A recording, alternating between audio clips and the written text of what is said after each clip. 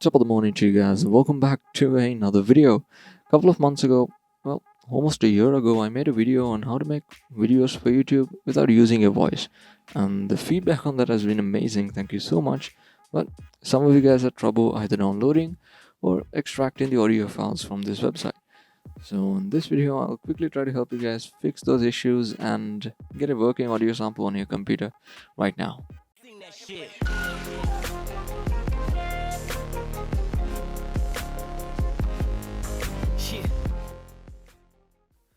Now, this website is about a text to speech service which is online, which lets you type text into a text box like this and turns them into spoken words. All you have to do is just type whatever you want over here and then click speak to turn that into words. Conscious of its spiritual and moral heritage, the Union is founded on the indivisible, universal values of human dignity, freedom, equality, and solidarity. Now, you guys had trouble downloading this audio because some of you guys didn't have the save audio as option, or it was grayed out for you. Well, there are a couple of reasons for this. One, it could be that your browser has some sort of browser guard which doesn't let you download stuff from websites. What you could do is disable this browser guard for now and enable it after you have downloaded everything that you need.